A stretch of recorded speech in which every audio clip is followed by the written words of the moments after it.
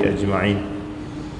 اللهم لا علم لنا إلا ما علمتنا فعلمنا ما ينفعنا وانفعنا بما علمتنا وزدنا علما. وبعد متندى مجفوك الله سبحانه وتعالى مسبب السوكسا ساني ملين به واجتي ونبوة في محمد صلى الله عليه وسلم نبى الصحابة به نابو بنا أبنا مقبيلا كبولنا مبوي يسمسا توسونا كل تلسين كنا ملزوا في الله سبحانه وتعالى. بلا شك توالي كبوسا بوسا twayingidde mu nnaku zaffe 10 ez'omwezi ogwa Dhul Hajj, ennaku ez'ebbeeyi, ennaku ennungi eri buli musiraamu yenna ayagala okwenyagira ebirungi ewa Allah subhanahu wa ta'ala, ayagala okwetegekera ebirungi ewa Allah tabaraka wa ta'ala. wa hadha min fadlillahi alayna, obwe bumu ku bulungi Allah subhanahu wa ta'ala bwe yatwagaliza ffe aba umma ya Muhammadin sallallahu alaihi wasallama, nti kullama yantahi mawsimul khairati, buli lwonna sizoni ey'ebirungi lwebegwako, fa idha huwa subhanahu wa ta'ala ya'tina bi mawsimin akhar, tuba tuli awo ate era ow'ekitiibwa Allah subhanahu wa ta'ala ng'atugonnomulako sizoni ey'ebirungi ate era endala. Twakava mu sizoni eya Ramadaani eyali ejjuddemu ebirungi, enkuyanja, era oyo aba ayagala okwenyagira ebirungi. Bwe twagimala ate Allah subhanahu wa ta'ala n'atuleetera kati mawsimu, sizoni eno gye tulimu eya omwezi ogwa Dhul Hajj, ogumu ku myezi egy'emizizo Allah subhanahu wa ta'ala gye yayogerako, inna iddata ash-shuhuri 'inda Allahi 12 shahran fi kitabillah yawma khalaqa as-samawati wal ard minha arba'atun hurum dhalika ad-dinu al-qayyim fala tadhlimu fihinna anfusakum. Allah yatugamba nti inna iddata ash-shuhuri 'inda Allah, emyezi, omuwendo gw'emyezi egimanyikiddwa ewa Allah 12 shahra, giri emyezi 12. Ekyo nga Allah subhanahu wa ta'ala yagiteekawo olunaku lwe yatonda eggulu n'ensi, n'ateekawo emyezi egyo 12, naye n'atugamba nti minha arba'atun hurum, mu myezi egyo 12 mulimu emyezi 4 ate gyo gya mizizo. fala tadhlimu fihinna anfusakum, temujeeryazaamaanyizaamu, tewabaawo yeeryazaamaanya mu myezi egyo egy'emizizo. Era emyezi egyo egy'emizizo kizira, kigaanibwa okulwaniramu, kigwanira omuntu okubeera ng'ayitiriza mu gyo, okukola emirimu emirungi mu gyo. Era emyezi egy'ena egy'enkizo oba egy'emizizo mwe muli omwezi guno ogwa Dhul Hajj, ogukomekkereza kalenda yaffe ey'Obusiraamu Allah gwe yasembyayo. Era abamanyi okuva edda qadiman wa haditha, omwezi ogwa Dhul Hajj bwe gwayingirangawo baali nga bakola omuqarana wakati w'omwezi ogwa Dhul Hajj n'enkomerero, okugeraageranya wakati w'omwezi ogwa Dhul Hajj n'omuntu okumujjukiza okufa. Era bagamba nti omwezi ogwa Dhul Hajj buli lwe gutuuka gulina akakwate kanene nnyo n'okujjukiza omuntu olunaku lwagenda okujjulukuka mu bulamu buno obw'ensi, agenda okusisinkana mukama we Allah subhanahu wa ta'ala. Kubanga omwezi ogwa Dhul Hajj Allah subhanahu wa ta'ala mu ntegeka y'emyezi egyo nabbi waffe sallallahu alaihi wasallama yagwogeranga gwe mwezi ogusembayo gukujjukize nti olina kyoseseetudde ku bulamu bwo, olina ssaawa yona kyogenda okukomekereza mu bulamu bwo. Omwezi gwa Dhul-Hajj gwajjanga ogusembayo ku myezi gye tulina egyaffe egy'obusiraamu egitandika ne Muharram. Era omwezi ogwa Dhul-Hajj okujjukiza ennyo enkomerero n'okufa, fiihi atamma Allahu ad-diin, mu mwezi guno gwe tulimu eddiini yaffe we yakomekerezebwa, eddiini yaffe yakomekerezebwa mu mwezi guno ogwa Dhul-Hajj. Mbaka sallallahu alaihi wasallam yali mu Arafa ng'amaze okusomesa olusomesa olwali oluwanvu, bwe yamala n'agamba abasahaba, hal ballagtum, abaffe ntuusizza obubaka Allah tabaraka wataala bwe yantuma? Ne bamugamba nti bala shahidina, tukakasa tuwa obujulizi nabbi otuusizza obubaka obwakutuma. Bwe yamala n'asaba edduwa n'agamba nti Allahumma shhad, Allahumma shhad, ay Allah julira, ay Allah julira. Allah yamwanukula na aya nga agamba nti alyawma akmaltu lakum dinakum wa atmamtu alaykum ni'mati wa raditu lakum al-islaama diina. Allah yayanukula na aya egamba nti alyawma, olwaleero, akmaltu lakum dinakum, eddiini yammwe njijjuza, ekomekereziddwa, eweddeyo, tekyaliyo kipya. Wa atmamtu alaykum ni'mati, n'ekyengera kyange n'ekijjuza gye muli ekyeddiini ey'obusiraamu n'ebirimu byonna. Wa raditu lakum al-islaama diina, ne mbasiimira okuba n'olwaleero obusiraamu nga yeddiini. Basahaba bwe baawulira aya eyo, mulimu abaasanyuka ne balowooza nti oboolyawo babadde bakuumirwa ku bunkenke, babadde bali mu mbeera ey'okuba nti beeraliikirira, okuba nti baba bakyali ku kino ate etteeka eddala ne lijja, baba bakyali ku kino dde. Mulimu abalowooza nti oboolyawo alhamdulillah, ate abalala ne beeraliikirira ne bamanya nti bw'eba eddiini eweddeyo ejjudde, omubaka sallallahu alaihi wasallam saa yonna agenda kubasegulira, agenda kubasiibula.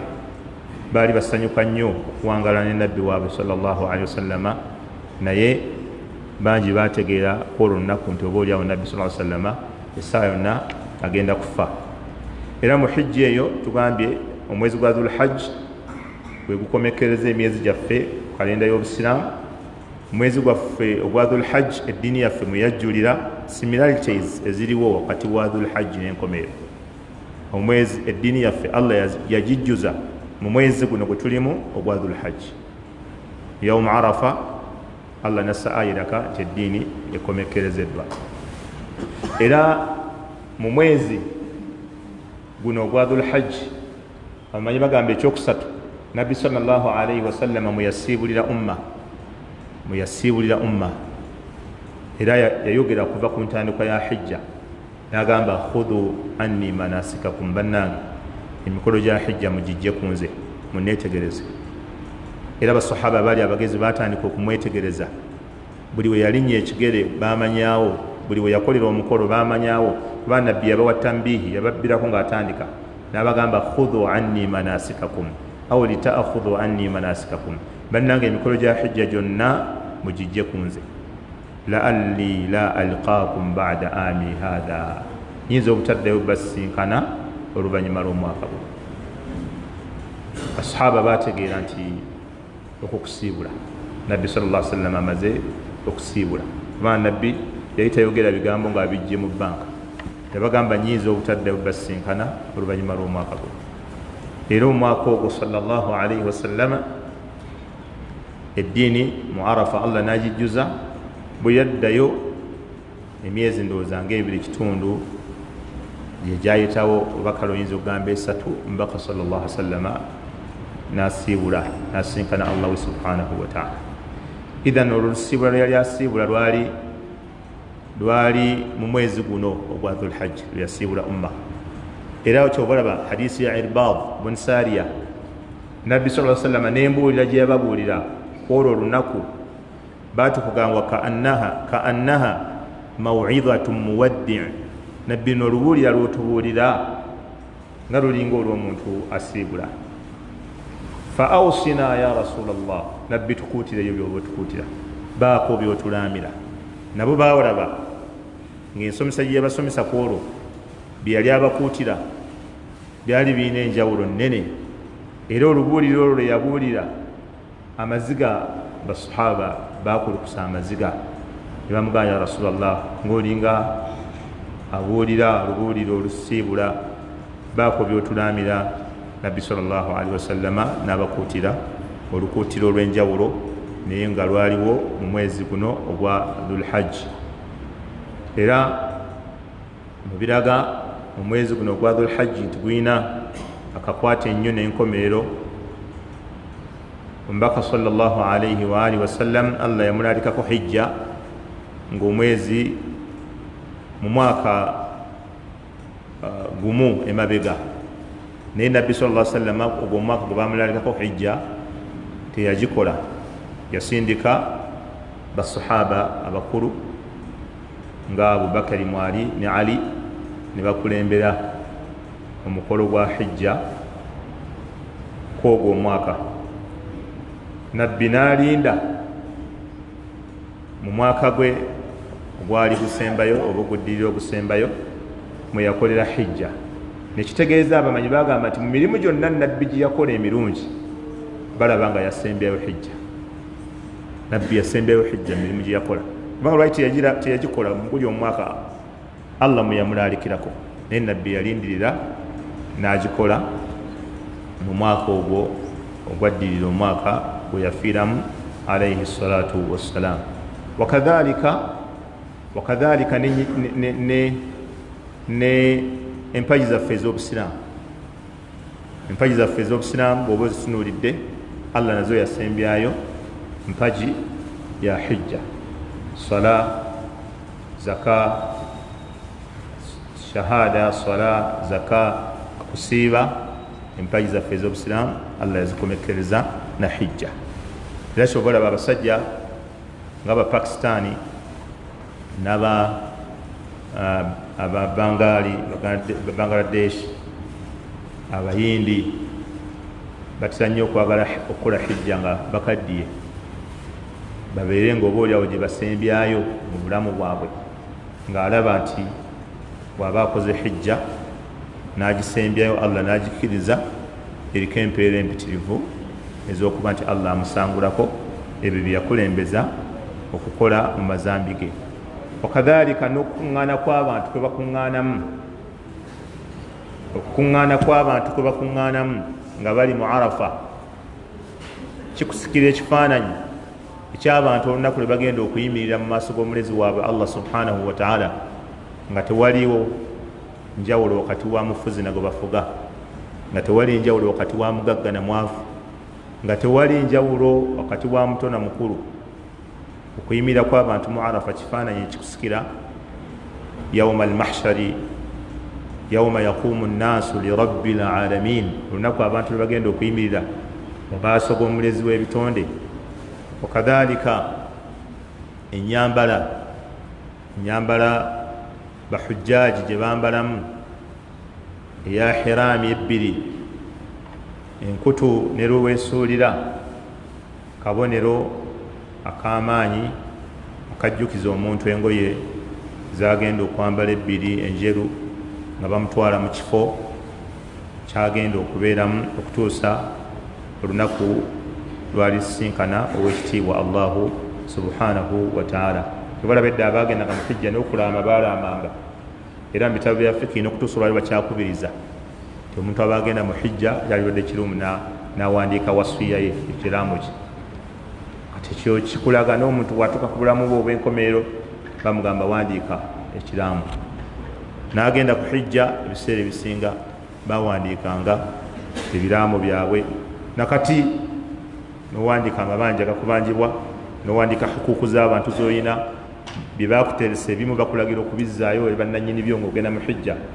Era ebyo byonna byonna abamanyi kye baba bajjamu omutwe gwa nti alhajju yudhakkirukum bil akhira, alhajju yudhakkirukum bil mawt wal akhira. Hijja ebajjukiza enkomerero, hijja ebajjukiza okufa abantu ne bagenda okuyimirira mu maaso ga Allah subhanahu wa ta'ala.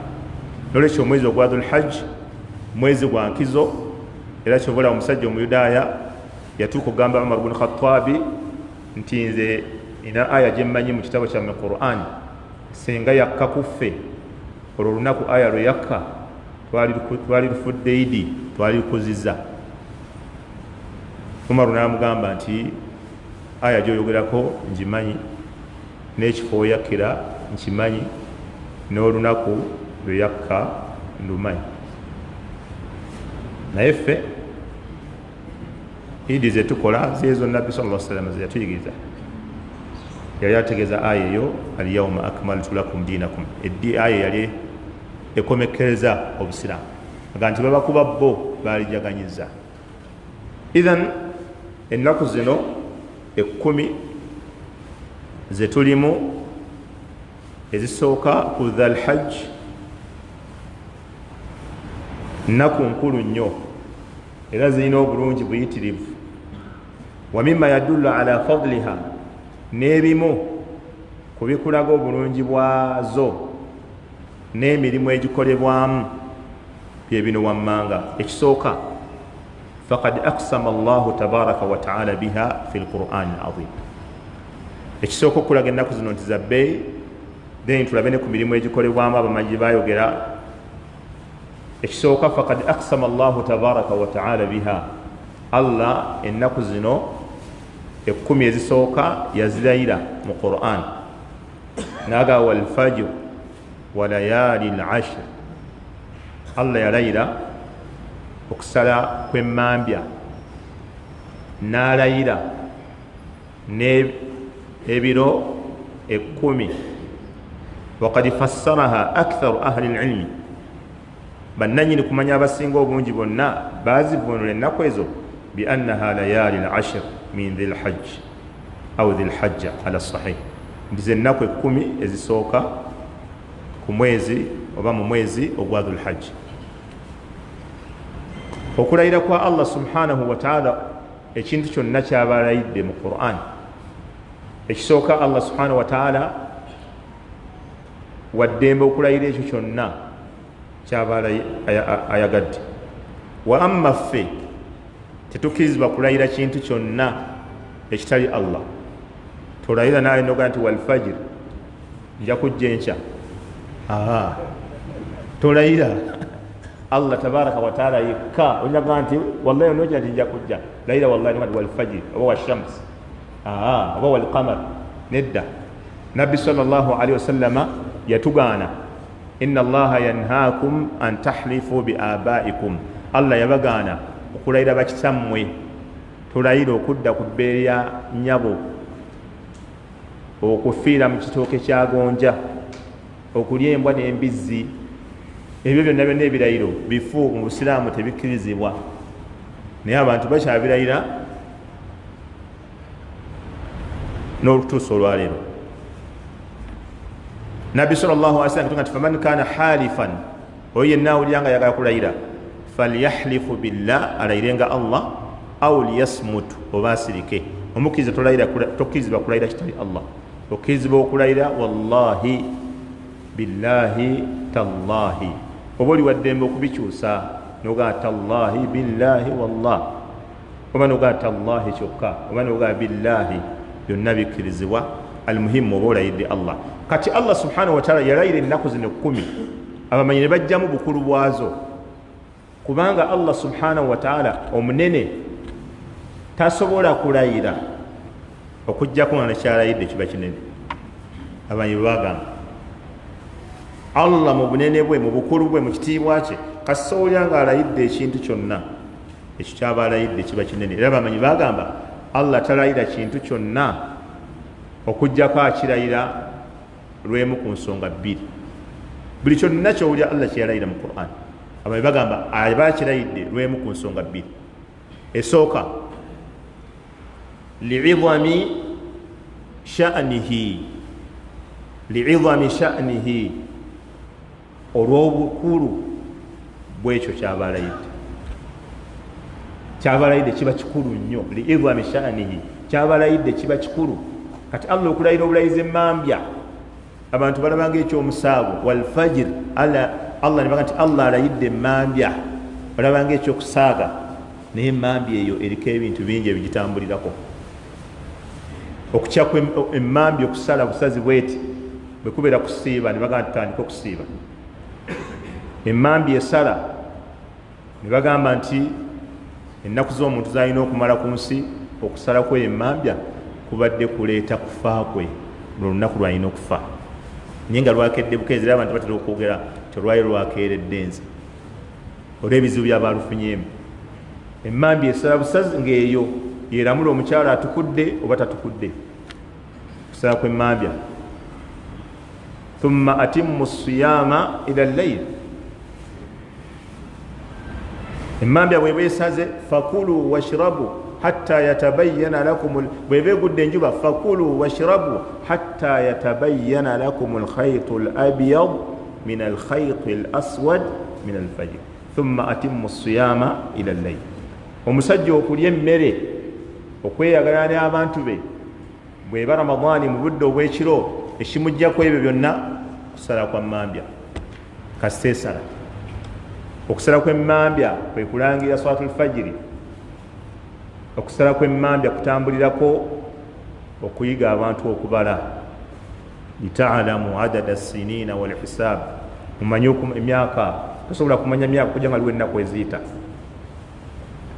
buli olunaku bwe luyita bwe luti lukendeeza obulamu bwo buli mmambya gyolaba esaze bweti ekendeeza obulamu bwo abantu abalina abaana abato otunulira omwana omuto nga bamuzadde emyezi 3 n'omulaba mu myezi 3 ng'akyuse mu myezi 3 egyo omwana gy'omulaba ng'akyuse bw'aba wuwo oba wa mukwano gwo oba neyibawo gyennyini naawe gikukyusizza obulamu oba tokimanyi bumanya nga bw'olaba omwana bamuzaala myezi 3 n'omulaba ng'akyuse naawe myezi 3 oba okyuse ku bulamu mu mubiri mu bwongo mu buwangaazi mu myezi 3 oba okyuse ngaoyo omwana bw'akyuka kati Allah okulayira emmambya eyo li'izami sha'nihi emmambya eyo nkulu etambulirako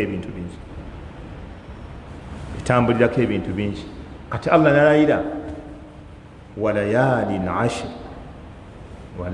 ashr nalayira n'ebiro 10 ebyo ebiro 10 ensonga ey'okubira bamanyi bagamba Allah bw'aba alayidde ekintu bagamba likathirati manafi'ih aw likathrati manafi'iha aw manafi'ihi ad-dunyawiyya wal-ukhrawiyya likathrati manafi'il muqsam bihi ekyo kyabalayidde kiba kirimu emigaso mingi ad-dunyawiyya ejidde eri ensi y'omuntu n'ejidde eri enkomerero ye kati Allah akirayira litambihi ala kathrati manafi'ihi aw litambihi ala kathrati manafi'ihi Allah ababbireko nti ekyo kyalayidde kirimu emigaso mingi abantu batandika oginoonya era kati abamanyi buli kyonna Allah kyalayira banoonya ennaku 10 kyobola banoonya lwaki zirimu ebirungi Allah yazirayira litambihi abeere litambihi sami'i okubbirako okutemyako awulira nti ezo ennaku zirina emigaso mingi era wa mimma yadullu ala izami sha'ni hadhihi al-ayyam n'ekikulaga ekyokubiri obukulu bw'ennaku ezo faqad shahida laha an-nabiyyu sallallahu alayhi wasallama bi annaha afdal ayyami as-sana nabbi sallallahu alayhi wasallama yaziwaako obujulizi ekyokubiri ekikulaga obukulu bwazo nabbi yaziwaako oluvannyuma lw'okuba nti Allah yazirayira ne nabbi yaziwaako obujulizi nti ze zisinga obulungi mu nnaku zonna eziri mu mwaka hadisi abawali mu gibatusomere ennyo hadisi ya ibn Abbas eyina alfaaz enjatula zaayo ez'enjawulo ne lafudhi ya Bukhari ye yagamba nti mal amalu fi ayami al-ashr afdala min al-amali fi hadhihi nakomao qalu wala al-jihadu fi sabilillah qala wala al-jihad إلا رجل خرج يخاطر بنفسه وماله فلم يرجع بشيء. رواية بخاري. نبي قال ما العمل في أيام العشر أفضل من العمل في هذه. روايات عندنا سنن أبي داود ما من أيام العمل الصالح فيهن أو فيها أحب إلى الله من هذه الأيام. نبي قال تري mulimu mulungi muntu gwayinza okukola ne gwagalwa nnyo ewa Allah okwenkanankana omulimu omuntu gwaba akoledde mu zino ennaku. Basahaba ku mulembe ogwo baali bakimanyi okutaasa eddiini, okulwana jihaadi, nti mulimu gwe gukyasinza okubeera ogw'ebbeeyi, gwe gukyasinza okubeera omukulu. Kyobola bayanguwa nnyo okubuuza nabbi. Qaalu, ne bamugamba wala aljihadu fi sabilillah, nabbi ne bwe kubeera kulwana mu kkubo lya Allah. Qaala, nabbi n'abaddamu wala aljihad, nabagamba kubeere kulwana mu kkubo lya Allah. Wala aljihadu fi sabilillah, riwaya lafdhu ya Abu Dawuda, lafdhu ya Abi Dawuda nabala wala aljihad, nabagamba kebeere jihad. N'abagamba okujjako illa rajulun, okujjako omusajja omu gw'otoyinza kusinga, aluwa kharaja yukhatiru binafsihi. Ma maana yukhatiru? Omusajja afulumye ne yeeteeka mu katyabaga ak'okuwaayo emmaali ye n'obulamu bwe okutaasa eddiini ya Allah. Tekaba katyabaga ako. Yukhatiru binafsihi wa maalihi, agenda mu kkubo lya Allah naye nga yeetadde mu kanyamberege, yeetadde mu katyabaga. Yukhatiru binafsihi, emmaali ye agamba oba egenda egende, ate gwe ne wembanze nfiireyo. Naye bw'agenda bw'atyo falam yarji bishaiin, riwaaya endala falam yarji min dhalika bishaiin. Byombi ne watabaawo kikomawo. Nabbi yabigatta byombi. Kiba kitegeeza bw'agenda okulwana mu kkubo lya Allah n'emmaali ye, ekimu ne kikomawo, oli n'akola omulimu omulungi mu nnaku zino, asigala era amusinza.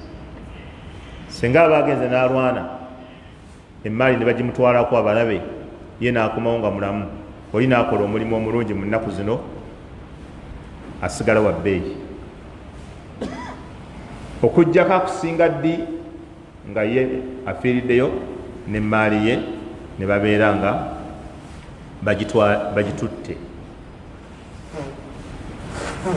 Wakadhalika ne hadithi endala eya Abdillah an Abdillah ibn Amr, hadithi ya Abdullah an Abdillah ibn Amr ibn As, an Abdillah ibn Amr agamba, inza okuba hadithi ya Abdullah ibn Amr ibn Shu'ayb an abi an jaddihi, agamba nti omubaka sallallahu alaihi wasallam yagamba, hadithi eri mu sunan eri mu ekitabo kya Imam Ahmad, yagamba nti ma min ayamin, teri nnaku a'zamu inda Allah, ezisinga okubeera ennene enkulu ennyo ewa Allah, ez'ekitiibwa ennyo ewa Allah, ez'ebbeeyi ennyo ewa Allah, wala ahabbu ilayhi, wadde ezaagalwa ennyo ewa Allah, al-amalu fihinna, ozikoleramu omulimu omulungi, min hadhihi al-ayami al-ashr aw min al-ayami al-ashr, okusinga ennaku zino 10. Kati nabbi n'atuwa egimu ku mirimu, naga nti fakthiru fihinna at-tahlila, fakthiru fihinna at-tahlila, muyitirize okuzireetamu tahlil nga bwe tugenda okulaba, wattakbiira, n'okugamba nti Allahu akbar, wattahmida, n'okugamba nti alhamdulillah. Akhrajahu Ahmad wa sahhaha isnadahu Ahmad Shakir. Qala al-Hafidh rahimahullah, Imaamu Al-Hafidhu Ibn Hajar Al-Asqalani oluvannyuma lw'okwogera ebigambo by'abamanyi nga boogera obulungi bw'ennaku zino ze tulimu nti za bbeeyi nnyo, yanoonya nsonga ki ennaku zino ekizifuula okuba nti za bbeeyi. N'agamba nti dhakara anna sabab fi imtiyaazi ashri dhil hajja, ensonga efuula ennaku zino 10 ezisooka mu dhil hajj okuba nti ze zisinga ennaku zonna eziri mu mwaka, huwa yagamba huwa lijtimai ummahat al-ibada, ensonga huwa ensonga eri nti li ajli ijtimai ummahati al-ibada fihi, kubanga ennaku zino zikuŋŋaaniramu maama wa ibadaati zonna Allah ziyatulalikako. Zino ennaku zikuŋŋaaniramu ummahatul ibada, maama w'emirimu gyonna Allah ziyatulagira okukola, n'atandika ogimenya. Wahiya sala, ng'okusaala, wasiyaamu, n'okusiiba, wassadaqatu, n'okugaba ezaka, walhajju, n'okukola ki? Okukola hijja, wa yawmu arafa, era zirimu olunaku lwa arafa. N'agamba wala yataata dhalika fi ghairihi, ezo ibadaati toyina woyinza zisanga nga zazze ne zikuŋŋaana mu myezi emirala oba mu nnaku endala.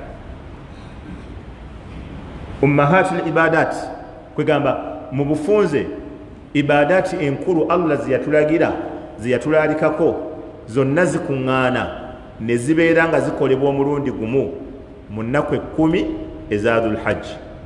Kyekifuula ennaku ezo okuba nti zize bbeeyi okusinga ennaku zonna, kubanga ekyo tosobola kisiŋŋaana nga waliwo omwezi omulala, nga waliwo ennaku endala, nga ibadaati ezo zonna zikuŋŋaaniddewo omulundi gumu bwe ziti, ng'abantu baawula Allah mu nnaku ezo, abantu basaala mu nnaku ezo, abantu basaddaaka mu nnaku ezo, abantu basiiba mu nnaku ezo, abantu bakola hijja. Empagi 5 ez'obusiraamu zonna zikuŋŋaana mu nnaku zino 10 ezisooka mu Dhul Hajj. Tewali wogenda siŋŋaana empagi z'obusiraamu 5 mu myezi egisigadde nga waliwo we zikuŋŋaanira, awamu n'obulungi bwa Ramadaani. Mu mwezi gwa Ramadaani ibadaati zino zonna tosobola kuzisiŋŋaana nga zikuŋŋaanye, kubanga mu mwezi gwa Ramadaani temubaamu hijja, temubaamu hijja. Ebirala byonna basobola obikoleramu, naye ekiyitibwa hijja tosobola kisiŋŋaana nga mu mwezi gwa Ramadaani mwekiri. So Imaamu Ibn Hajar agamba ekifuula ennaku zino nti za bbeeyi zikuŋŋaaniramu maama w'emirimu emirungi gyonna gye tukola. Ibadaati zonna enkulu Allah ziyatulagira zikolebwa mu nnaku 10 ezisooka eza Dhul Hajj. Ate Imaamu Al-Hafidh Ibn Rajab, qala Al-Hafidhu Ibn Rajabi Al-Hanbali, bwe yali annyonnyola ye ku mirimu gino yagamba amma siyaamu, naye bwe tuba twogera kusiiba, amma siyaamu Ramadaana, bwe tuba twogera kusiiba omwezi gwa Ramadaani, fa afdalu min siyaami al-ashir bila shakka. Yagamba naye bwe tuba twogera kusiiba, okusiiba kwo okwa Ramadaani kulungi nnyo okusinga okusiiba okw'ennaku zino emmeka 10 bila shakka. Yagamba ekyo tekirimu kubuusabuusa. Naga nti fa inna sawma al-fardhi, kubanga okusiiba okw'etteeka afdalu min an-nafli bila taraddudi, kwe kusinga okusiiba okw'essunna bila taraddudi. Awo kyo tekirimu wadde omuntu okuba nti oba alinamu akatankana. Wano ki Imaamu Ibn Rajab kyeyali akolako ishaara, kyeyali ayagala okubbirako, yali akubbirako wano kubanga mulimu abantu aboogera ebigambo, wakazalika ne mu Ramadaani babyogera, wakazalika ne olusi mu hijja babyogera. Waliwo abantu abagamba bw'okola hijja nekwatagana n'olunaku lwa Arafa ng'era lwe lunaku olwa Juma, mbweyo hijja ebalwamu hijja 7. ebyo abantu babyogera.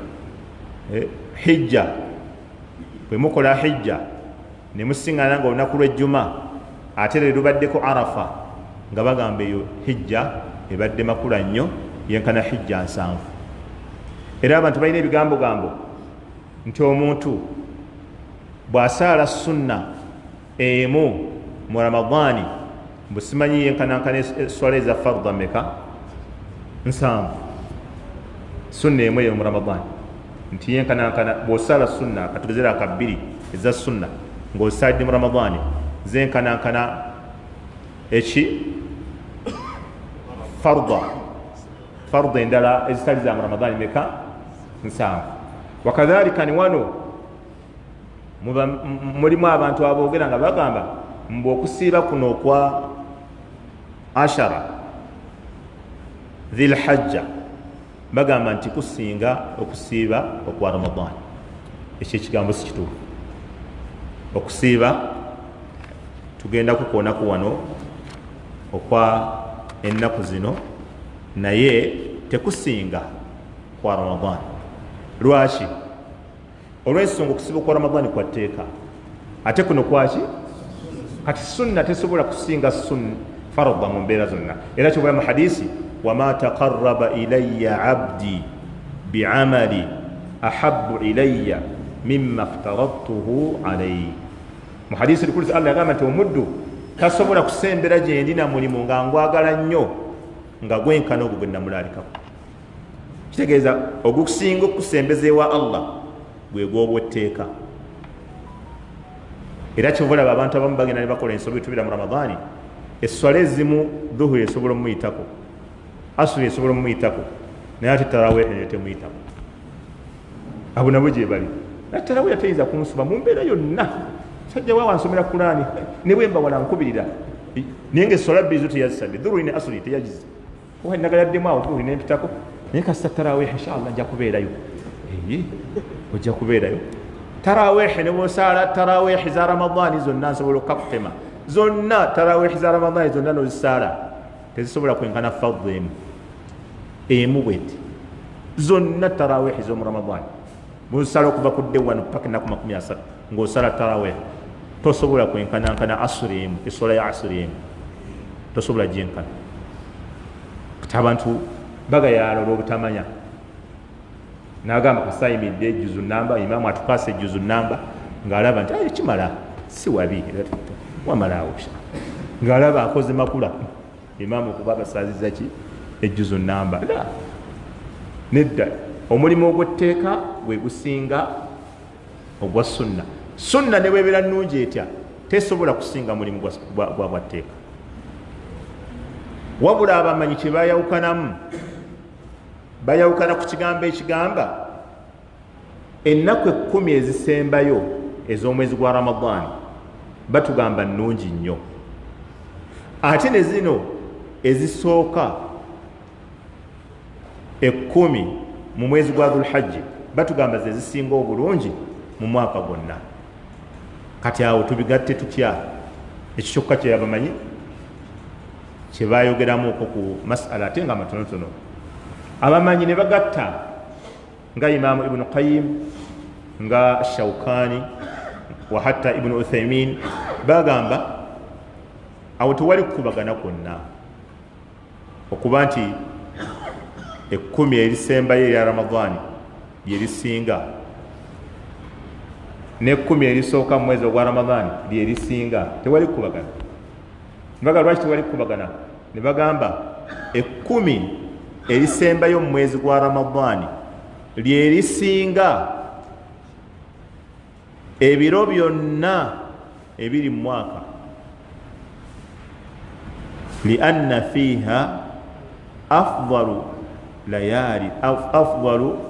layali sana, lianna fiha laylatul qadr wa hiya afdal layali sana.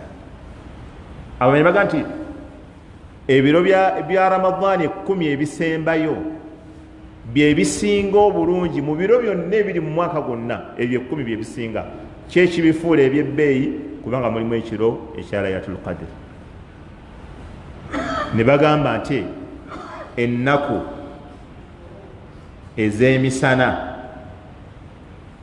10 eza dhulhajji ze zisinga obulungi mu nnaku zonna eziri mu mwaka, kubanga mulimu olunaku olusinga ennaku zonna eziri mu mwaka. Obitegedde? Kati abamanyi ne baawukana ku olwo olunaku. Abamu ne bagamba yawumu arafa, lwe lunaku olusinga mu nnaku zonna eziri mu mwaka. Abalala ne bagamba nti la, olunaku olusinga mu nnaku zonna ez'omwaka yawumu nahri, lwe lunaku lwe basala ebisolo. Lianna fihi, kubanga mu lunaku olwo tuqaamu jamiu a'maali alhajji, emirimu gya hijja gyonna gikolebwa mu olwo olunaku. Ne bagamba lwe lusinga ebbeeyi, era abamanyi abasinga kibarajjaha baga kyekisinga okuba ekituufu. Olunaku lwa Eid ey'okusala ebisolo bagamba lwe lunaku olusinga ebbeeyi mu nnaku zonna ez'emisana eziri mu mwaka. Era kyobola bakadde baffe twakola bagiyita Eid enki enkulu, eri yali ng'ento ey'ekisiibo. Ey'ekisiibo yebeera Eid ki ento, eno ye Eid enki yawm alhajji al akbar, olunaku olubeerako hijja enkulu, hijja ennene. Nolwekyo ekigambo oba olyawo ekisinga okuba ekituufu mu bamanyi abangi kye barajjaha bagamba olunaku olwa Eid al-Adha lwa bbeeyi n'okusinga olwa Arafa. Mu bamanyi mulimu abagenda n'ekigamba nti olwa Arafa lwe lusinga okubeera olulungi. Naye kye tuba twagalamu wano kwe kuba nti mu biro bwe biba biro, ebiro bya Ramadani bye bisinga. Bwe zibeera ennaku eza dhulhajji ze zisinga. Mu bamanyi mulimu abakola tafriq bihadhihi attariqa, mu ngeri efaananako bwetyo. Idhan emirimu emikulu ennyo mu mwezi guno, mu nnaku zino giriyenga emirimu ndowooza nga 7 oba 6.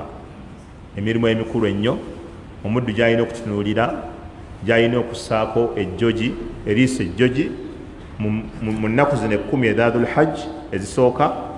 Abamanyi bayogera emirimu 6 emirala giyingira mu egyo. Ogusooka al-ikthaaru min dhikirillah, al-ikthaaru min dhikirillah, okuyitiriza okwogera ku Allah subhanahu wa ta'ala. Kubanga Allah subhanahu wa ta'ala yagamba mu Qur'an nga atukubiriza ku kigambo ky'okumwogerako, yagamba nti liyashhadu manafi'a lahum wa yadhkuru isma Allahi fi ayyamin ma'lumat ala ma razaqahum min bahimati al-an'am. Awala wadhkuru Allaha fi ayyamin ma'lumat, mwogere ku Allah mu nnaku ezikola ki? Ezimanyikiddwa. Wadhkuru Allah, mwogere ku Allah tabaraka wa ta'ala mu nnaku ezikola ki? Ezimanyikiddwa. Ibn Abbas radiyallahu anhuma bwe yali avvuunula ennaku ezo yagamba nti ennaku ye yayawula ennaku ezo, wadhkuru llaha fi ayyamin ma'dudat, ne wayadhkuru isma Allah, ne aya egamba wayadhkuru isma Allah, era babeere nga boogera ku linnya lya Allah fi ayyamin ma'lumat. Awamu Allah yagamba wadhkuru llaha fi ayyamin ma'dudat, ye suratu Baqara aya 203. Ate mu suratu Hajji Allah subhanahu wa ta'ala agamba wayadhkuru isma Allahi fi ayyamin ma'lumat. Ibn Abbas yabagamba nti ayyamul ashr wal ayyamul ma'dudat, ennaku embale ayyamut tashriq, zinnaku zibakazaako bakadde baffe ez'okwanika ennyama. N'agamba nti wayadhkuru isma Allahi fi ayyamin ma'lumati. Ibn Abbas agamba ayyamul ashri, ezo ennaku 10 ezisooka ku mwezi ogwa dhulhajji. Ate ma'dudat eziri mu Baqara ze ziri ez'okwanika ennyama. Era bangi mu bannatafsiri bagenda n'ekyo ekigambo kya Ibn Abbas. ne hadisi gye twasomye eri mu kitabo kya Imam Ahmad nabbi yaga teri nnaku zisinga kubeera nga zaagalwa nnyo ewa Allah omulimu omulungi ogukolera muzo n'agamba okwenkanankana ennaku zino 10 n'agamba fakthiru fihinna muyitirize muzo at-tahlil fakthiru fihinna at-tahlila muyitirize ogamba la ilaha illa Allah wattakbira nogamba Allahu akbar Allahu akbar Allahu akbar wattahmida nogamba alhamdulillah at-tahlil la ilaha illa Allah at-takbir Allahu akbar at-tahmid alhamdulillah. Era basahaba bannabbi nga Ibn Umar wa kana Ibn Umar wa Abu Huraira yakhrujani ila as-suqi bafurumanga ne bagenda mu katale fi ayami al-ashr mu nnaku zino 10 wayukabbirani nga baleta takbirati ezo wayukabbiru an-nasu bitakbirihima nga n'abantu baddamu nga takbirati zaabwe. Era mubamanyi mulimu abagamba nti takbirati zino bangi mu basahaba abamu ku basahaba bannabbi bazireetanga dubura as-salawati an-nafila bwe bamalanga essola zaabwe eza sunna nga bazireeta. Ne mubamanyi mulimu abagamba bazireetanga oluvannyuma n'olw'essola eza farda. Era takbirati ezaawulwamu emiteeko ebiri, at-takbiratu al-mutlaqa ne takbiratu al-muqayyada. Waliwo takbirati eziri open kati zeze zatandise okuva ku lunaku olusooka, okuva ku lunaku olusooka mu dhul hajj omuntu n'atandika wayagalira, ziri mutlaqa, ziri open. Oba obadde otambula, oba obadde oli waka, oba omaze essola ya asiri ya dhuhuri, oba omaze ya sunna, ezo ziri mutlaqa. Amakulu zirina okuyitirizibwa kubanga hadisi entuufu nabbi atulagira okuziyitiriza. Era sheekh mu kitabo kye yali ayogera yagamba nti eyo ze zimu ku sunna al-mahjura abantu ze baasenguka, nga sunna y'okuleeta takbirati mu nnaku zino 10 abantu abasinga bagisenguka. Ate takbirati ziri muqayyada ze ziruwa, ze zitandika ku makya g'olunaku olwa Arafa, ku subuhi ne zitandika. Ezo ze takbiratu al-muqayyada. Abalala baziteeka ku makya ga lunaku lwa Eid kwennyini, naye nga bamanyi bangi bagamba takbirati ezo ku lunaku lwa Arafa lwe tuzitandika ne tuzireeta okutuusa olunaku olusembayo olwokusatu mu nnaku ez'okusala ennyama. Qala Ibn Taymiya, Imaamu Ibn Taymiya bwe yali ayogera yagamba asahhu al-aqwali, ekigambo ekisinga okuba ekituufu mu bigambo byonna, fi takbirati, ku takbirati alladhi alayhi jumhuru salaf, nga kino ekigambo kyekiriko abasinga obungi mu baatukulembera, wal fuqahai ne bannanyini kukenkuka mu ddiini, min as-sahaba mu basahaba bannabbi, wal a'imma ne ba a'imma abaakulembera, ayukabbira ye muntu okuleeta takbiira min fajiri Arafa, okuva ku makya g'olunaku olwa Arafa, ila akhiri ayami tashriq, okutuusira ddala ku nnaku olusembayo mu nnaku z'okwanika ennyama, aqiba kulli ssala, ng'ekyakikola buli luvannyuma lwa ssala. Mu majmuu fatawa bw'atyo Imaamu Ibn Taymiya bwe yagamba. Nolwekyo takbiraati ezo zireetebwa okuva ku nnaku lwa Arafa ku makya, ne tuzireeta olunaku olwa Eid luba lwa 10, ne tuleeta olw'e11, ne tuleeta olw'e12 n'olw'e13 n'essatu. Era abamanyi bangi awo we bazikomya ku lunaku olw'e13. Abaffe zikoma ng'enjuba egudde oba zikoma ku ssola ya asiri. Zikoma ddi takbiraati ezo? Zikoma na kugwa kwa njuba ku lunaku olw'e13 oba zikoma na ssola ya asiri? nawe mutya wakadhalika n'okusala ebisolo okusala okw'ebisolo kukoma luvannyuma lwa asiri oba kukoma njuba ng'egudde okusala ebisolo ku lunaku olw'13 abaffe tukkirizibwa okusala ekiro oba tulina kusala misana gwokka mu nnaku ezo tukkirizibwa okusala ekisolo ekiro oba tusana misana gyokka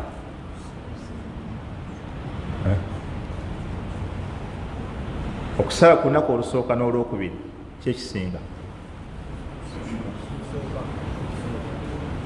asobola okubawo tafsiri asobola okuba abantu basaze bangi bonna ku kitundu ng'ate okusala olunaku olwokubiri kisobola okuba nga kyekisingaku olwo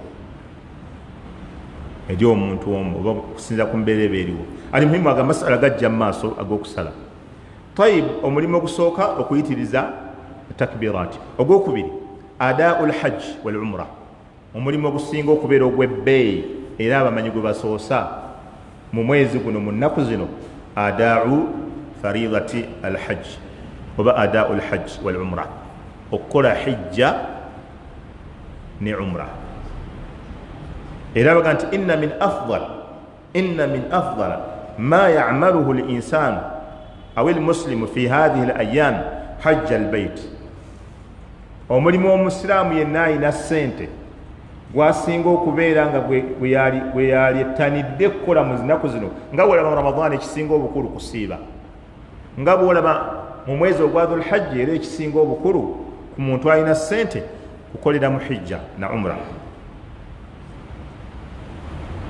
ekisinga obukulu mu zino ennaku omuntu alina ssente fi hadhihi al-ayyam hajja baiti llahi al-harami okugenda okulambula ennyumba ya Allah ey'emizizo faman waffaqahu llahu ta'ala lihajji baitihi oyo Allah alina gw'abadde obusobozi ng'asobola okugendako e Makka wa qaama bi adaa'i nuskihi n'akola emikolo gya hijja ala alwajhi almatlub ng'agikola ku mbeera eyo nabbi gye yalagira eshariya gye yetulagira ogikolamu falahu nasibun awfar ayina omugabo munene gw'aba afunye ogukyasinza emigabo gyonna abantu gye bafuna mu nnaku zino eza dhul hajji ezisooka kubanga Allah yatulalikako walillahi ala nnasi hijju lbaiti man istataa ilaihi sabila Allah yatulalikako mu guno omwezi walillahi yani wajibu alaihim abantu bakakatibwako okugenda okukola hijja eriyo Allah gwaba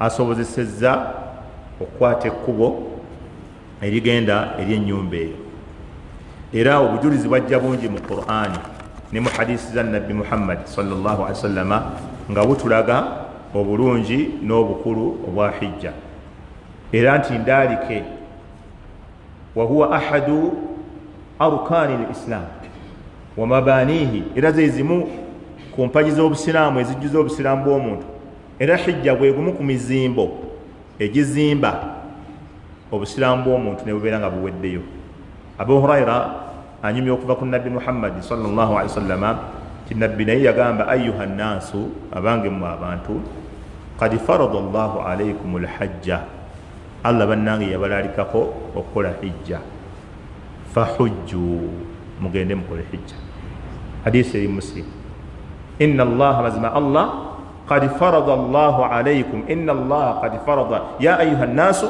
qad farada Allahu alaykum alhajja bannange bantu mwe Allah yabalalikako hijja fahujju mugende mugikole faqala rajulun musajja kyaba bwe yawulira nga nabbi alaalise hijja n'agamba akulla amin ya rasulallah nabbi hijja tugikole buli mwaka tukole hijja fasakata nabbi nasirika teyamuddamu hatta qalaha thalatha kutuusa omusajja lwe yakiddamu ogwokubiri n'ogwokusatu n'amugamba ya rasulallah hijja tugikole buli mwaka faqala rasulullah sallallahu alaihi wasallama nabbi namugamba law qultu na'am mbakuddamu nti ye la wajabat kyalibadde kimaze okubakakatako mbakuddamu nti ye kyalibadde kimaze okukakata n'amugamba wala mastata'tum, nate temwali kisobodde. Tobola nabbi sallallahu alaihi wasallam arsalahu Allahu tabaraka wa ta'ala rahmatan lil alamin, Allah yamutumanga kusaasira eri ebitonde.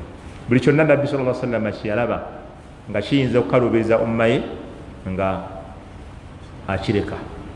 Waliyo ne byaleka nga abirese kulumirwa umma, ngera bwe kyali kusolatu tarawih, yabasaazaako ennaku ezimu ze yabasaazaako, olwasembayo n'atajja ne bamulinda, ne batuuka n'okukuba ku nnyumba ye bwe bati awulire afulume okujja okubasaaza. Nabbi bwe yajja n'agamba nti mulowooza nti okubeerawo kwammwe kwanneekwese nti saakutegedde, wabula natidde mbakujja, yalibadde egenda kubalalikwako, yalibadde efuuka yatteeka ku mmwe. Kati nabbi sallallahu alaihi wasallam n'akireka olw'okulumirwa n'okusaasira umma ye. Hadisi endala, obulungi bwa hijja bungi n'enkola yaayo, ebyo bisomesebwa. Hadithi gye tusembeyo ku hijja, omubaka sallallahu alaihi wasallam yagamba al-umratu ila al-umra, al-umratu ila al-umra, omuntu okukola umra n'addayo n'akola ne umra, amakulu n'ayisa wakabanga n'addayo n'akola endala, n'agamba nti kaffaratu lima bainahuma, kaffaratu lima bainahuma, mutango Allah akusangulako ebibadde wakati awo ewa umra ebbiri. Bw'okola umra n'okola ne umra endala, Allah akusangulako ebibadde wakati wa umra zombi. N'agamba nti walhajju lmabruru, walhajju lmabruru, naye ate hijja, hijja yo almabruru, abamanyi bagivunula bannayuganda baga nti hijja ekkiriziddwa.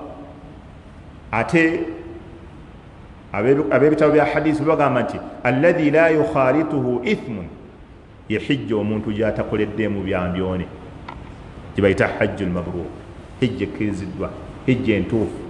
Walhajju lmabrur, ate hijja yo entuufu, laisa lahu jazaa'un illa aljanna, eyo tobaako nampeera ndala gy'ogisuubiramu okujjako Allah kuwa mu janna. Saba Allah ateke mu bantu abanaalambula ennyumba ye. Walhajju lmabrur, hijja alladhi la yukhalituhu ithmun wala, omuntu nga tagikoleddemu byambyone, terina mpeera muntu gy'agisuubiramu okujjako Allah kumuwaamu ki janna. Era lwondera hadithi endala bwe mbasirabidde nga nabbi sallallahu alaihi wasallam nti man hajja, omuntu bw'akola hijja, walam yarfuth arrafthu walam yarfuth walam yafsuq, n'atawemulirayo, n'atayomba, n'atawaayiriza, n'atakolera byambyone, raja'a min dhunubihi kayawma waladatu wa fi lafdhi inda ba'd an-nuhat kayawmi, naye nga bannanyini lulimi abaga afsahu al-afsahu kayawma waladatu ummuhu. Omuntu bw'agenda n'akola hijja walam yarfuth walam yafsuq, raja'a min dhunubihi kayawmi waladatuhu ummuhu aw kayawma waladatuhu ummuhu. Omuntu bw'akola hijja n'aba nga takoleddeeyo bikolobero, akomawo okuva mu hijja okudda ewaka ng'alinga olunaku mama lwe yamuzaala. Tegeza hijja esanguzaako omuntu amaki amazambi. Omuntu bw'akola hijja Allah amusangulako amazambi, naye hijja esangula amazambi yeye tebaddeemu byambyone. Naye kyewuunyisa kya nnaku okuwulira nga abantu ate babeera mu mikolo gya hijja ate ne bakolerayo ebyambyone, ne bakolerayo ebikyamu, ne bakolerayo bolongoto, ne banyaga ssente z'abannaabwe, ne babba emikandala gy'abannaabwe, ne bategula abakyala b'abannaabwe. Nti gundi yamutegudde mukyala waabwe yamutegulidde Makka. Gamba Hassan tobawulira abo babategula, amutegulira Makka. Ekikolwa ekitali kirungi n'akamu n'akeddagala. Abantu abamu babeera mu mikolo gya hijja nga tebamanyi kyabatwalayo. Kibi nnyo kubanga okukolera omusango e Makka tegwenkanankana agukoledde wantu walala. Kyobula Umar radiyallahu anhu bwe yajjanga e Makka nga apapirira okuva mu Makka. Era bwe bamubuuzanga nga bagamba Makka mwe temumutwalanga ebibuga ebirala.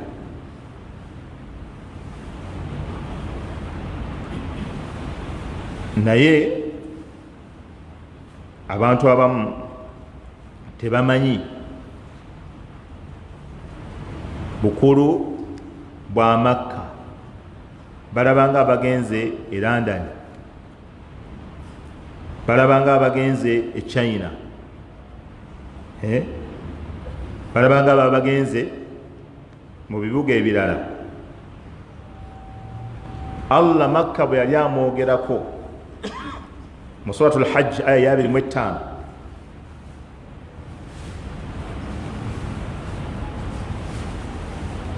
yagaa nti waman yuridi fihi biilhadin bidhulmin nudhiquhu min adhabin alim. Waman yuridi fihi biilhadin bidhulmin nudhiquhu min adhabin alim. Mu Makka omuntu yenna alowoolezaamu okukola obulyazaamaanya ku bantu abalimu, tugenda kumukombya ku kibonerezo ekiruma. Abamanyi b'eyo aya bagamba nti okulowooleza mu Makka ekibi walivunaanwa, kulowoolezamu bulowooleza kibi. Noga nti senga ntegula briefcase ya gundi, okulowooza okukosa abantu abali mu Makka abali mu mikolo gya hijja, kyonna ekibi kyolowoolezaako saate ebirala Allah tatuvunaana. Naye mu Makka kyobola Ibn Abbas yalinga abonereza abaddu be n'abazaana ababanga bakoze emisango, naye nga bw'aba agenda obabonereza mala bafulumya n'abatwaye Taifa n'abakubireyo kibooko n'alyoka abakomyawo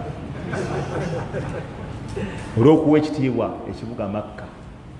Naye abantu babbira ku Kaaba kwennyini, n'anyigiriza abantu, n'akutula omukandala, n'akutula akasimu, n'ategula egundi obusawo. Abantu bategula ebintu bya bannaabwe e Makka, ekibuga eky'emizizo ekibereberye ekyazimbibwamu ennyumba embereberye eyateekebwawo ng'ezimbiddwawo lwa kusinza, gyotosobola kusanga walala wonna. Waman dakhalahu kana aminan, ng'okukiyingira obuyingiza omuntu ne bwe yabanga bbye n'afubutuka kasa yayingiranga haramu, nga batiisi batega buteeza emiryango gyonna ne beebuzaaburizaawo paka lwanaafuluma, naye nga teryawo mugyayo munda tebamuweerayo kibonerezo. Bw'ayingira mu haramu abeera mirembe. Essola zokka, essola yawo gy'osaaliddemu munda mu hududul haram emitwalo 10. Essola eki yenkanankana emitwalo 10 mu ssola z'osaalidde ewantu awalala. Kyobola bahaaji abamu abali bize bava e Makka bawummulamu emyezi ng'ebiri nga takyasaala. Wallahi twasaala e Makka wano kampumulemu nawummulamu emyezi gyengeki ng'alya buli bulamu alya ssente. Haaji tukyalabikako, wallahi twasadde e Makka kwe essola. N'abalaabalamu awo n'akubamu kakyo ennaku 15 ze namalayo, buli lunaku lulimu essola 5, essola 5 emirundi 10. Kati gwe Kamaadi ononsangawa nga ye alaba ng'eyakikutudde mutolina gy'ogenda kusanga. Essola ne weba ya sunna ekubisibwamu bwetyo. Ne bwe ogisaalidde wali wabweru kasitoobeera ng'okyali mu huduudu mu nsalosalo za haramu, essola yonna mitwalo 10 buli gy'osaaliddemu. Ekyo ogenda kijjawa, tewali kifo kirala wonna ogenda kufuna swala nga yenkanankana eswala omuntu gy'asaalidde e Makka. Obwolekero bw'aba asiraamu bonna mu nsi yonna nga wooli, basiraamu mu nsi yonna boolekera awo. Allah we yatulagira aynama tuwallu fathamma wajha Allah. قد نرى تقلب وجهك في السماء فلنولينك قبلة ترضاها. Nabbi yawankira ng'okwolekerawo. Allah namga tukulaba otunula nnyo waggulu, amakulu ng'olinga asaba Allah nkyusa, kuba bannabbi abasooka bayolekeranga Shaami, naye nga nabbi ayasaba nnyo, ayagala nnyo Allah, nga buli kaseera atunula waggulu. Allah namga tujja kwolekeza gy'oyagala. Allah n'akyusa okuvoola obwolekero buli haji bw'atuukawo yalibadde yastashiru hadhihi ni'ma ng'ekyengero ekyo akiwulira muli kuba nti wendi olwaleero we wali obwolekero obw'abantu abali mu nsi yonna bali wano we boolekera Ibrahimu we yali, Ismailu we yali, Nabbi sallallahu alaihi wasallam we yali, basahaba we bawangalira. Buli muntu yali wanse okulaba nga anoonya akasente n'atuukako mu kibuga ekyo Makka olw'obulungi obukirimu olw'empeera eziri mu kusaalirawo. Kyobola n'ekintu ekirondeddwa mu haramu tokitwala. Olonda essimu totwala, olonda akasawo totwala, ekirondeddwa mu haramu totwala. Nabbi sallallahu alaihi wasallam yakigamba luqat oba luqtatul haram, ebirondeddwa ebisuuliddwa mu haramu tolagirwa kubitwala, bitwale ila jihati almas'ula, eri ofiisi ezibuuzibwa ku ebyo ebintu by'omu Makka byo. Lwaki baganda ddala bitwala? Kubanga abantu bakomawo buli mwaka, bakomawo mu umra. Oli asobola okukomawo ne wayita emyaka 5 najja n'abuuza ekintu kino bakimuwa. Okiraba? Era abantu abaamanyikanga nti bagenda mu hijja n'abatemu tebabateeganga, n'ensolo bwe babanga batambuza ensolo ze bajja nazo mu hijja nga baziramba ezigenda mu mikolo gya hijja, abantu baleme batuusaako buzibu, kubanga abo bagenyi ba Allah subhanahu wa ta'ala, bagenyi ba Allah tabaraka wa ta'ala.